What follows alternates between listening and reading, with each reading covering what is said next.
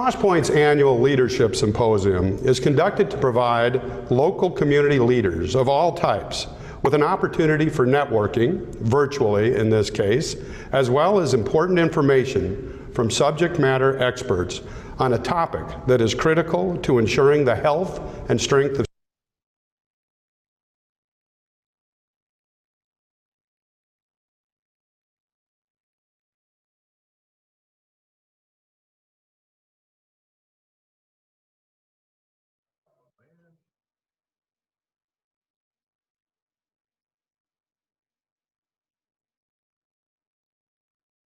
a topical issue and present what is being done to address related needs.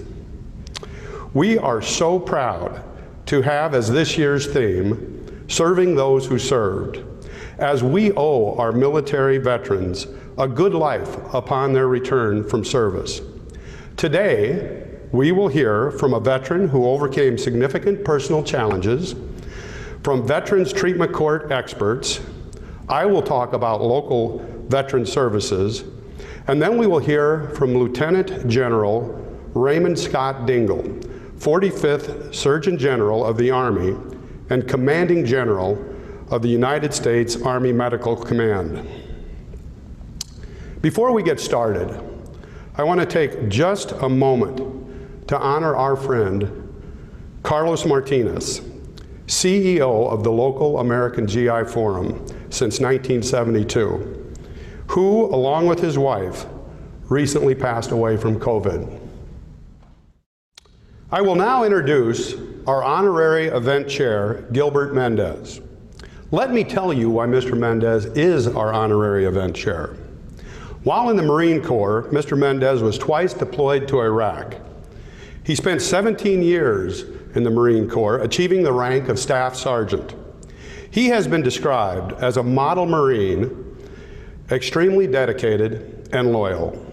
Post-military, Mr. Mendez spent 3 years in the Bureau of Prisons. After prison, he resided in Crosspoint's Hall House, where he participated in our drug treatment program. While at Crosspoint, he also participated in a Department of Labor construction class that was made available through a partnership with Goodwill and Crosspoint. While in this program, he was sought out for a position with Goodwill and has been promoted multiple times since his hire. Mr. Mendez is currently working on his master's degree. We are so proud of all that he has done. Let me welcome Gilbert Mendez to the podium. Well, thank you, Dr. Downey. I want to say thank you to Crosspoint as well for having me here today. It's truly an honor to be here. I was been thinking about, well, what is it that I'm going to talk about today? And I had a long story about myself, but you know what, it really isn't about me. And the reason I am here today is because of Crosspoint, which is what I want to focus on. Looking back at my life, I was trying to find what is it that got me here. And it was transitioning from looking back from combat, from getting out.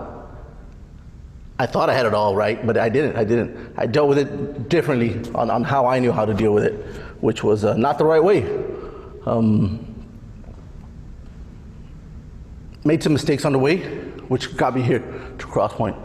But I tell you what, just being in there, doing some time, opened my eyes like, what am I doing wrong? What do I gotta fix? Unfortunately, I took that time, I was okay with leaving for a while. I took it as another deployment. I'll be all right. Wife is home, kids home, I'll be okay. But it's sad to think that way.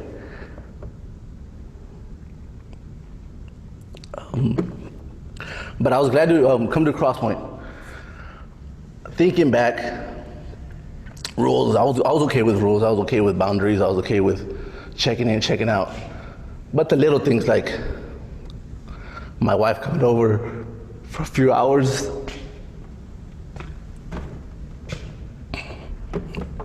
I was okay with it. I was okay. Because I didn't know how to deal with her, with the kids. And it was a relief, like, okay, you can leave now. Because Crosspoint put some times And I'd go back up to my bunk and I'd be like, whew, I'm glad they left already, because I didn't know how to deal with them. To working up to weekends to spend the night. I looked forward to Monday. Let me go back already, because the weekend was a little too long. And I didn't have that before when I came back from combat. It was just, go back home. You're good? You good? Yes, sir, I'm good. Let me go back. Go drink some beer. I'll be fine.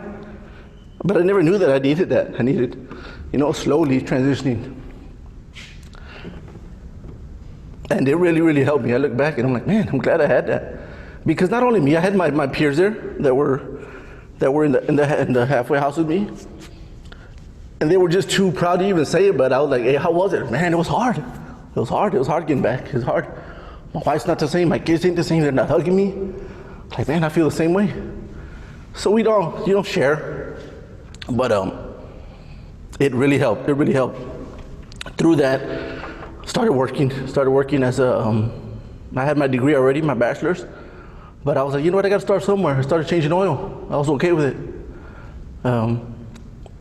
Built anxiety up, couldn't deal with that again. So started working nights at Home Depot. And I was good with that too. I was like, whew, this is what I need. Nobody around me.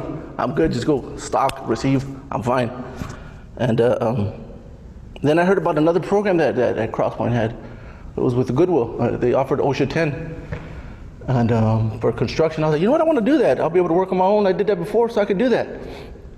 So I signed up for those classes. And I met Kathy Dye, and she gave me an opportunity to work with her too. I was like, for Goodwill, I don't know if I want to do that. But she's like, no, you'll be working on this grant with me, on the DOL grant, helping people transition back into society coming out of prison. And I was like, you know what, I could do that. I can do that because I know it helped me, and I think I can make a difference with somebody else because I could relate to them, and I could talk to them, and I could share my experiences as well. So I did that. I moved on. And I was doing fine. I was doing good. From there, I worked on a grant with Saha. And I love that too. I love that too. With Saha, I started working with Becky, who was in charge of the veterans program. And she mentioned that to me. She was like, hey, you want to be part of it? I was like, nah, I'm good. I'm good. And that was because I was still a little bitter about it, my way out, what I had done. I still had to let it go, which caused anxiety on me. And I started, struggling a bit. And I started looking for help. And I was in that Crosspoint in life again. And I found out that Crosspoint had another program for veterans too. I was like, who's in charge of that? And I found out Ms. Krishna Head had it. I was like, well, let me call her up because I know her. And wow, it was great. It was a great experience. I was able to get some counseling, some assistance on how to cope with dealing with people in general, which I thought I had down, but I really didn't. And boy, you know what? Upon that, discovering that if I actually took part of the veterans program that Goodwill had as well, since I was part of the one that Crosspoint had, it was kind of therapeutic for me itself. I was able to help other veterans come out who were maybe not in my situation, but were still transitioning, which I found very difficult. And although we think we got it covered, we got it set, it is a lot harder than what people imagine. So I did that for a good while, and man, I loved it. I loved it. I couldn't have done it without the help of Crosspoint, honestly, because I was lost. I didn't have my medical benefits. Where do I get help? Where do I get counseling? Where do I go? And to come to find out that it was right here where it helped me get back with my family. It actually helped me get back into promotions at work as well. So I'm very grateful for that. This past year, I got offered a job with Goodwill still, working in the compliance department. And I love it. I love it because I'm able to help people stay away from those gray areas that you think are gray, but they're really not gray. It's a little bit of black in there, so it's a black area you shouldn't be in. And I'm able to help people stay out of trouble, help them stay within the guidelines. And I think I'm making a difference now. But I couldn't have done it, one, without Crosspoint, without Goodwill, and without my wife and my kids.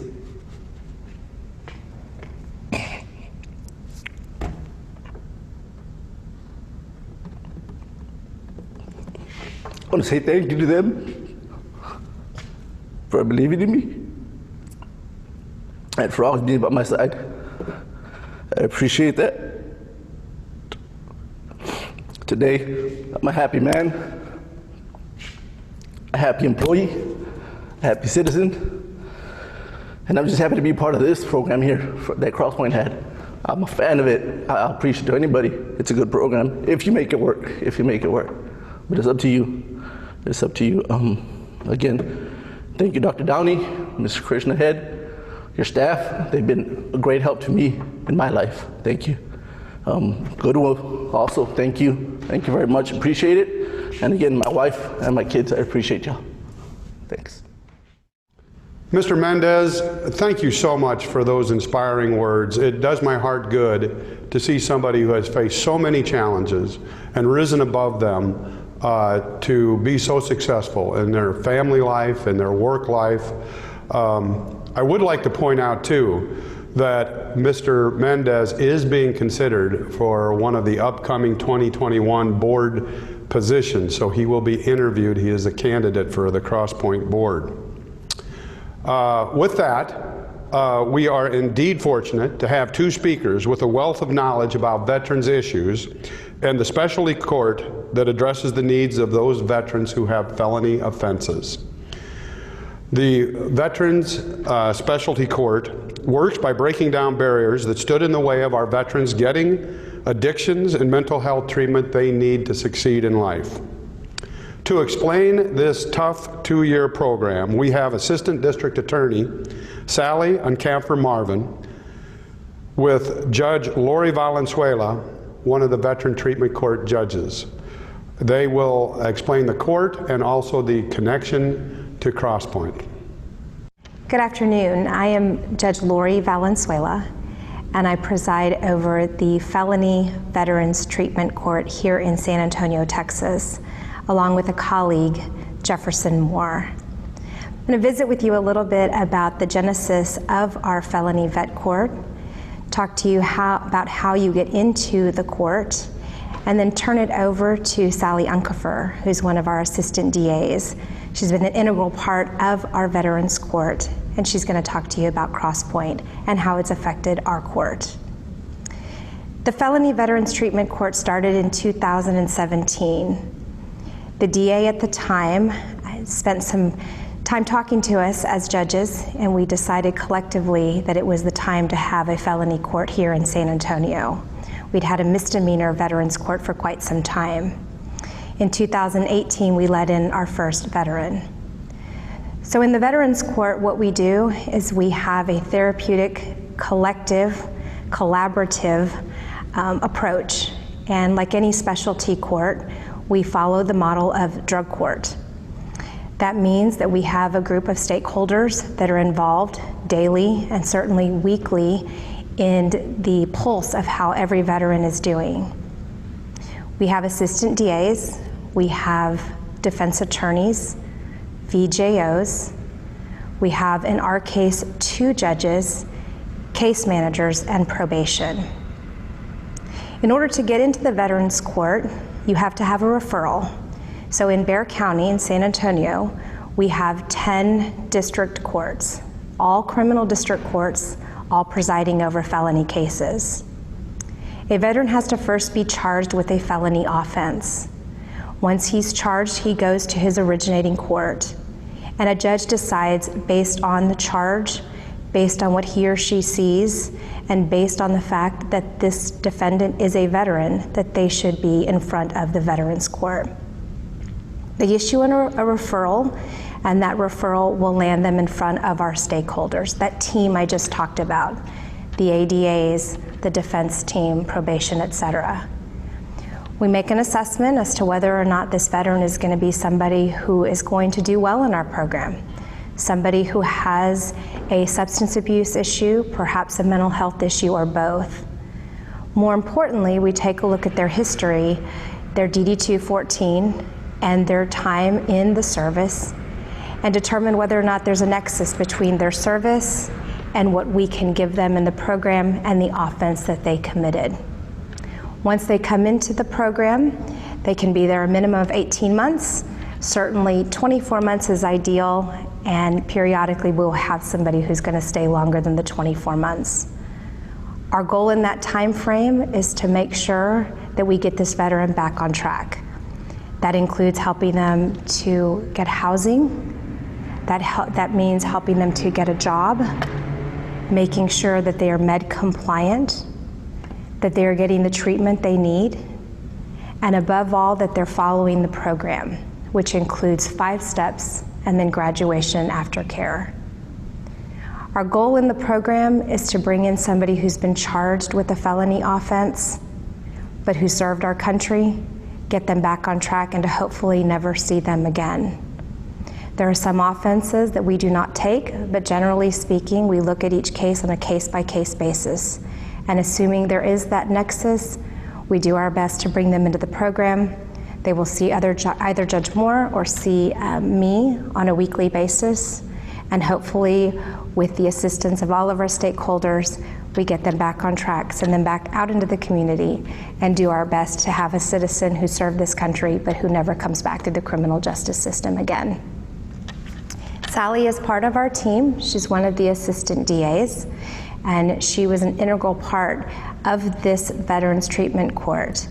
She's going to visit with you a little bit about the substance abuse and/or mental health issues we've seen, some successes we've had, and how Crosspoint has helped us help the veterans become citizens and go back into the community to serve the community. As Judge Valenzuela just said, I want to share with you my thoughts on why I think Crosspoint is a vital tool, and I would say for law enforcement. As Judge Valenzuela stated, my name is Sally Unkefer. I'm an assistant district attorney, and I have been practicing at the DA's office for 13 years and have had the pleasure of being part of the Felony Veterans Treatment Court for the last 2 years. Being a part of the Felony Veterans Treatment Court has allowed me to see up close and personal how an integral team of individuals and stakeholders can help really improve one's life. And you know, the traditional view of an assistant district attorney, a prosecutor, is that that prosecutor wants to see people go to prison. And that's not what prosecutors want to do. I think every day I've entered a courtroom, my goal is to see that a defendant not return to the courtroom, that they do not reoffend. And how do we make that possible? You can't turn on the TV every day and not hear about that question. How do we improve the justice system? I really do believe that having resources such as Crosspoint is an integral part of that. If we have an individual who is out in the community and doesn't have a stable living environment, they have a toxic environment at home, they are living on the streets, homeless, and they're using substances to numb themselves, and they get rearrested or arrested, how do we expect them to improve their life if they're just returning to that same toxic environment, whether that be a toxic home or again living on the streets? Crosspoint is giving the court system the opportunity to take that individual out of the toxic environment and give them the opportunity and tools and the home base, so to speak, of where to start their recovery and where to get back on track. Without stakeholders such as Crosspoint, the court system is often left with little resources to help the homeless vet or the substance abuse vet who cannot seem to break that substance use. For those reasons, Crosspoint is an integral part of our success at Felony Veterans Treatment Court. I don't know how we could do it without having a facility such as Crosspoint, and I think we need more Crosspoints out there and more beds out there, and I hope that that is only to come. There are so many at Crosspoint who make this place the fabulous place that it is. One of the leaders is Dr. Downey. He's the person who oversees all aspects of the organization, including their staff management and agency representation. He's part of their program development and is the face of their many successes. At this time, I would like to introduce to you the President and CEO of Crosspoint, Dr. Kevin Downey. Crosspoint exists to build safer and stronger communities by empowering individuals to lead productive lives. Our vision is to be the model of personal and community restoration. For this presentation, I'm going to share with you some slides that allows you to see how the various elements of Crosspoint Veteran Services come together to get our veterans back on their feet with a sense of restored citizenship.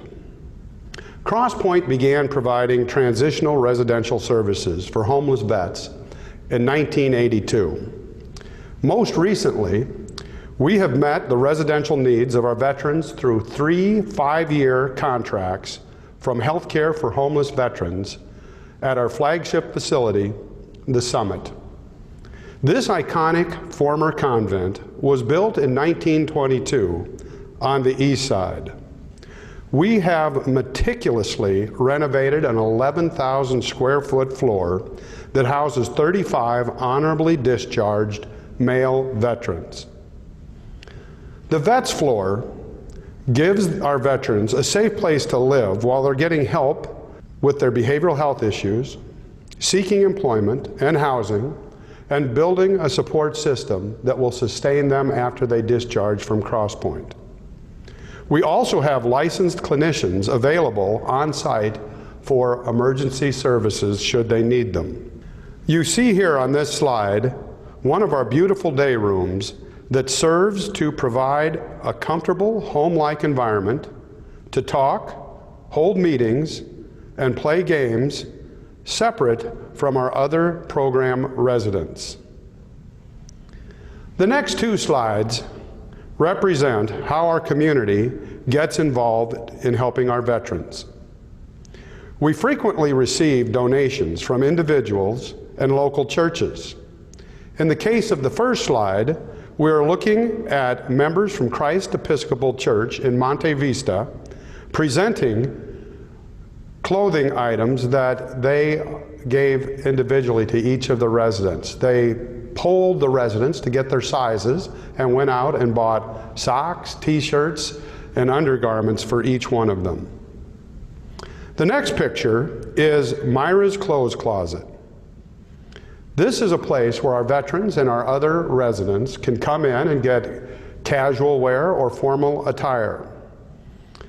Most of the folks in San Antonio know that you do not need formal attire to go in for a job interview. But what we have found is that being able to dress in a suit makes our residents feel better about going out into public should a family member or somebody else come and invite them to a graduation, a wedding, a funeral, or just to a church service.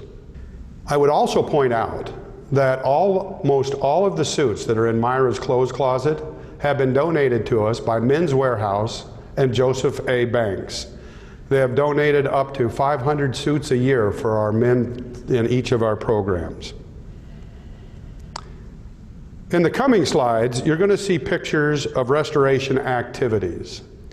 For Crosspoint, our restoration activities are a critical element of the services that we provide. While accountability and rehabilitation are foundational to the success of our clients, restoration activities can help move our clients into a sense that they are accepted as a productive member of our community. The first slide shows our faith-based services. We provide a number of faith-based services. We do Sunday services, we have nights of worship, we do Bible studies, and there's individual spiritual counseling. All of these are critical for those individuals who come to us who no longer have family members who are interested in their lives or do not have peers that are pro-social in their behavior. The next slide is of our Community Resource Fair. In this forum, we bring together volunteer representatives from up to 36 different community agencies to provide resources for our clients and for their family members.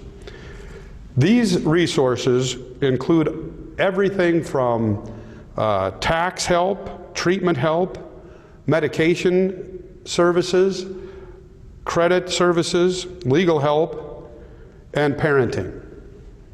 By participating in this event, our clients can leave with business cards from the representatives who have volunteered to provide information, and they can make direct contact with these various agencies after they leave Crosspoint should problems arise. The next slide refers to our community service projects. This is a critical restoration activity.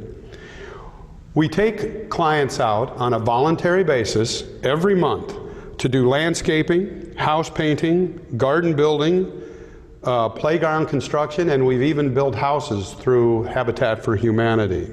We have found that these community service projects are transformational in nature. When I pick up the volunteer residents in the morning to go out and do these projects, oftentimes they're concerned about things that are happening in the facilities. They might complain about food or the quality of television. At the end of a 4-hour project where they have really worked hard on a voluntary basis, they come away from it feeling very different about their lives. We conclude each project with a meal. We let the residents pick a place to go to a restaurant. We sit down and we have a little fellowship time where we talk about how we all felt from doing a community service project. The head fake on this one is that oftentimes the staff members who go along to supervise end up getting as much out of it as the residents. Now I want to bring up a relatively new service.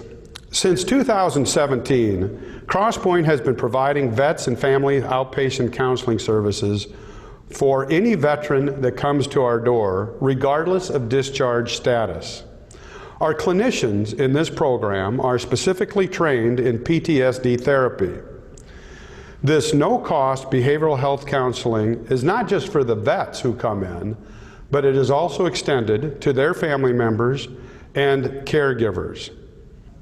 In July, Crosspoint once again opened beds for female veterans at our newly repurposed Women's Wellness Center at the Alvarez House. The vets are one of 4 groups of women who come to this beautiful 125-year-old mansion with issues related to homelessness, behavioral health problems, and/or justice system involvement. This is a trial balloon for a much bigger venture that Crosspoint is about to undertake. This takes us to our vision for the future.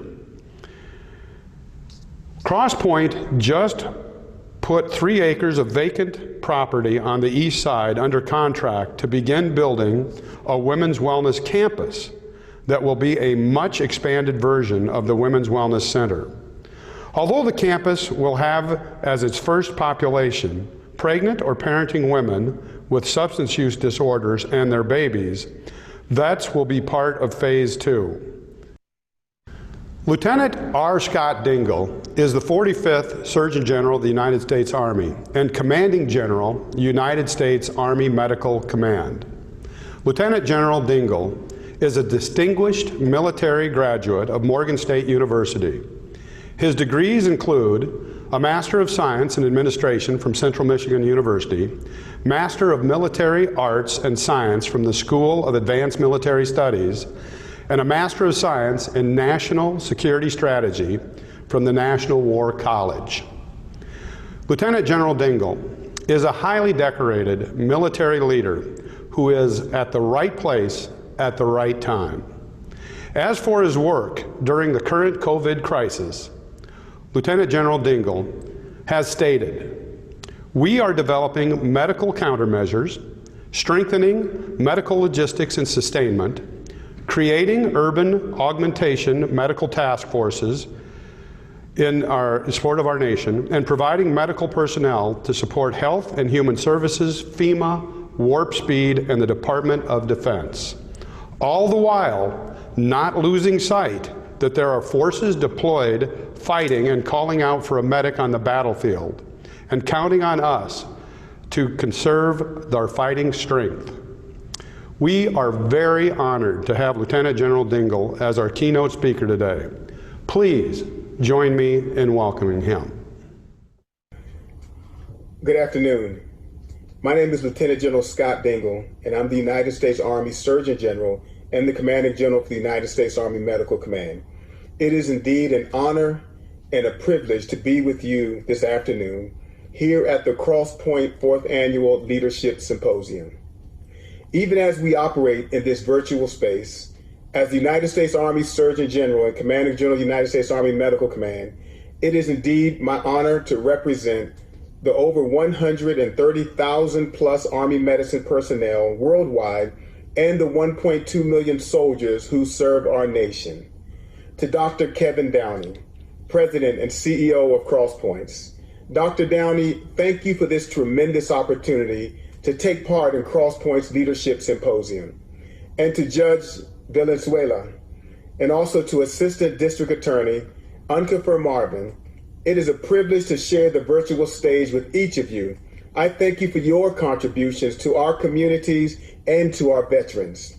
To Mr. Gilbert Mendez, this year's honorary chair, a Marine Corps veteran himself with 2 combat tours in Iraq and more than over 16 years of military service to our nation. You have an amazing story, and I thank you for your leadership and your example, and congratulations on your resiliency, and this is a tremendous achievement. Gilbert was able to participate in the Crossroads Veterans Program and will be graduating from Texas A&M, Go Aggies, with his MBA in December of this year. Please join me in a virtual round of applause for Gilbert. This brings me also to the entire Crossroad team, a team of teams, truly difference makers who are impacting our veterans and those who are in need. Your programs are the epitome of leadership in action, as you and your teammates are empowering people to get across the goal line of success through your programs. Whether through your veterans program, your outpatient program, the Women's Wellness Center, the Casa Mia, the Justice and Restoration Services, the Esperanza Court, or behavioral health services, you're building resilient leaders and providing exceptional leadership in a much needed area. These go hand in glove with this year's theme, serving those who served. Serving those who served.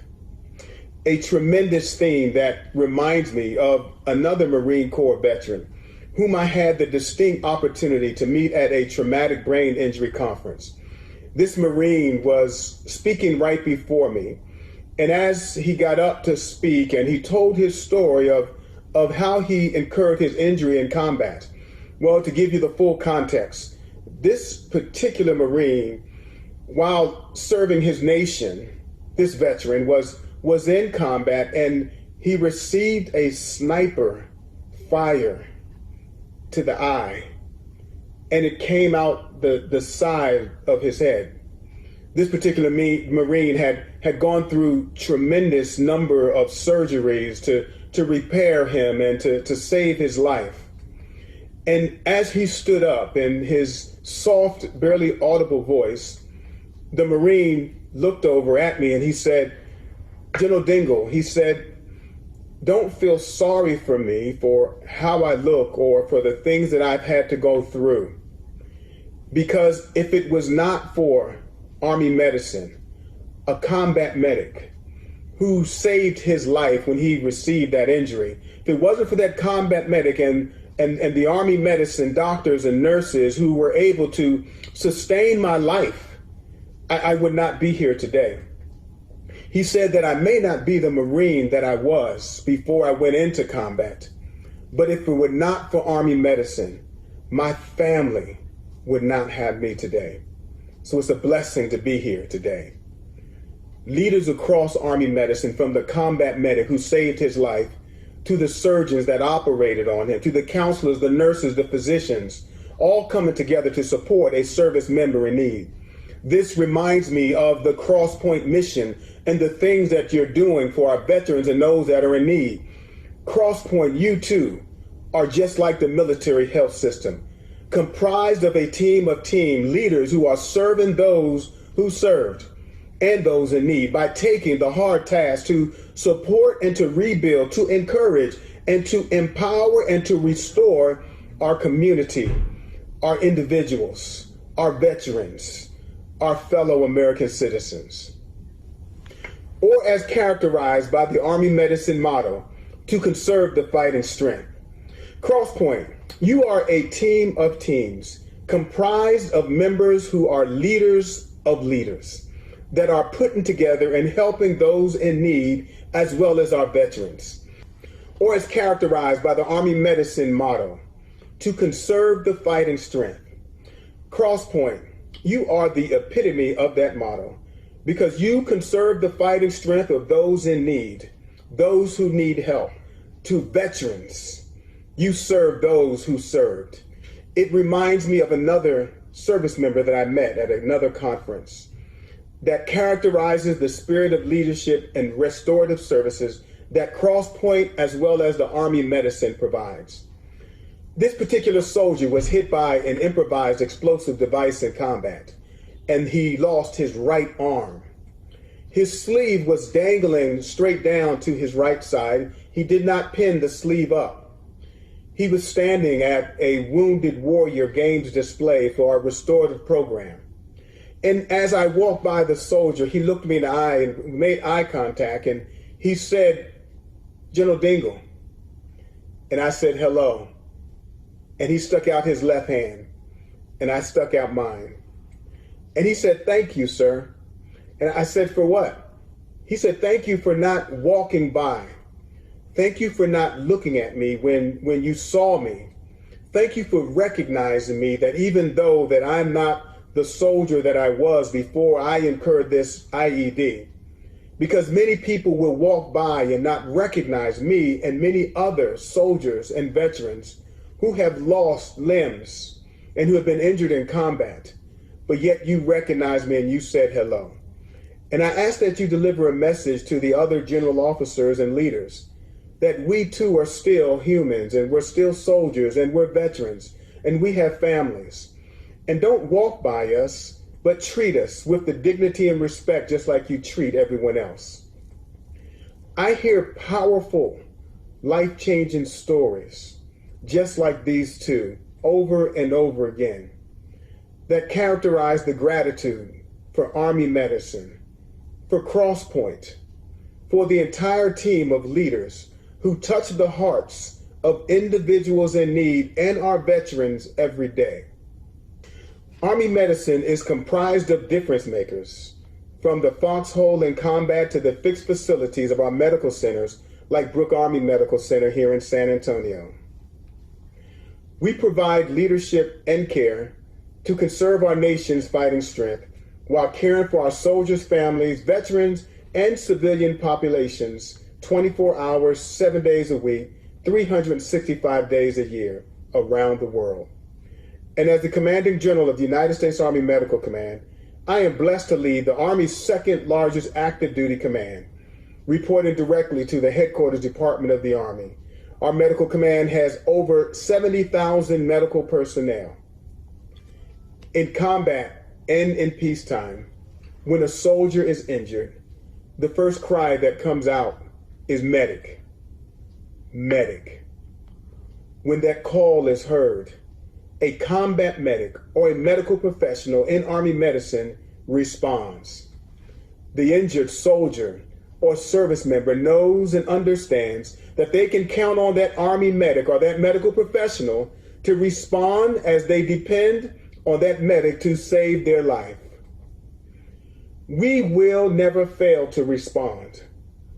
Crosspoint leaders, when the call for help comes from those in need in our communities, you have never failed to respond. And as you responded to the call of help, the same issues that affect those in need in our communities and our veterans in the civilian sector are the same ones that we also deal with in the United States Army as we serve our service members. As we all matriculate and lead and navigate through COVID-19, as we continue to perform our services in a pandemic environment, there are many lessons learned. paramount of which is that we must be flexible and adaptable to the situation and needs of those we serve, in spite of the circumstances. This year's COVID-19 global pandemic took Army medicine, as well as Crosspoints, and our entire nation into uncharted territory. This has truly been a black swan event, one that has never occurred in our lifetimes before. In the beginning of the pandemic, we all thought that we would provide our nation with additional hospital beds when called upon. We stood ready to provide those beds when called, as well as to deploy where needed. Along with the Army Corps of Engineers, Army Medicine helped provide over 1,000 additional beds in New York City, as well as in the state of Washington, to combat the virus. We also had field hospitals set up and ready to go in the South as well as the Midwest. We quickly learned that the real need in our community was not for additional beds, but for additional medical personnel to provide care inside of the existing civilian facilities across our nation. We adjusted fire. We were able to get our healthcare professionals into the local civilian hospitals to ease the stress and to assist the medical staffs. Leadership and our services cannot be bound to fair weather and blue skies. However, we must be prepared to lead through difficult times and be ready to change and adapt when we get into the trenches, the tough places where those in need are calling for our help. As the Army continues to serve COVID-19, our whole of government response to the call is continuous. From medical research development for medical countermeasures, for vaccine research and clinical trials and clinical treatment, the stand-up of Urban Augmentation Medical Task Force. Each of these medical task force was manned by 85 medical professionals that were standing at the ready to augment our civilian hospitals across the nation. Whether executing over 133 mission assignments in support of our governors. The National Guard deployed more than 40,000 soldiers in their communities. Guardsmen established these sites and conducted testing and staffed COVID-19 phone centers. The United States Army also augmented our national agencies like Health and Human Services, FEMA, the Presidential COVID-19 Task Force, and the Department of Defense COVID-19 Testing Task Force. Our response to serve is in support of our American citizens, and I'm extremely proud of our soldiers. We are still serving in hospitals in a number of states across the nation. National Guardmen continue to serve on active duty. We will win this war. Right here in San Antonio, Texas, Brooke Army Medical Center, who provides care to over 4,500 trauma patients each year, to include over 700 burn patients. They've now added the COVID-19 workload and care to our community, ensuring that all of the community patients who are in need are cared for, regardless of military affiliation. Crosspoint leaders and supporters, as you continue to uphold the banner of serving those who served and empowering those in need, I just want to say thank you. Thank you on behalf of more than 103,000 veterans in the San Antonio community area. We appreciate what you're doing for our service members and to those in need. You are on the ground every day in service to those in need who are crying out for help. You are filling a critical gap and empowering a healthy community. Your collaboration with the Department of Veterans Affairs provides a tremendous service to this population. The impact of your programs are what we call in the Army a force multiplier. You're bringing an invaluable extra benefit to the community, to our veterans, to those in need. I thank everyone at Crosspoint for what you're doing. I thank you for helping as many people as you can. You are a great Texas team. For Army Medicine, our highest priority will remain protecting the health of the force. Your highest priority in Crosspoints is continuing to helping and empowering and building the resiliency of our veterans and of those in need. We are partners in ways we do not even think about. We both help and will never abandon those in need. Thank you, Crosspoints, for standing in the gap. God bless America. God bless our veterans. God bless our service members. God bless those in need. God bless military medicine. And God bless each and every one of you for serving those who cry out for help. Crosspoint is definitely Texas strong, and Army medicine is Army strong. Thank you.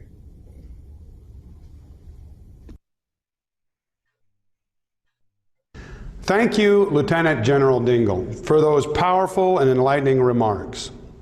As a token of our appreciation, we are presenting you with a piece of glass work made especially for you. It was made using a color that matches one of the patches on your uniform. For us, this artwork symbolizes the work being done by the Lieutenant General and his team to integrate issues of military strength and the transition of our veterans back into civilian life. I also want to thank our sponsors, who include Charlie and Nancy Cheever, the Gambrinus Company, UT Health School of Nursing, Dr. Ed Bergen, and Documation. And finally, I sincerely want to thank all of you who attended the Leadership Symposium. And I invite you to take a closer look at Crosspoint by visiting us at our website at www.cpsatx.org. And finally, I wish you to stay safe and thank a veteran for his or her service. Thank you.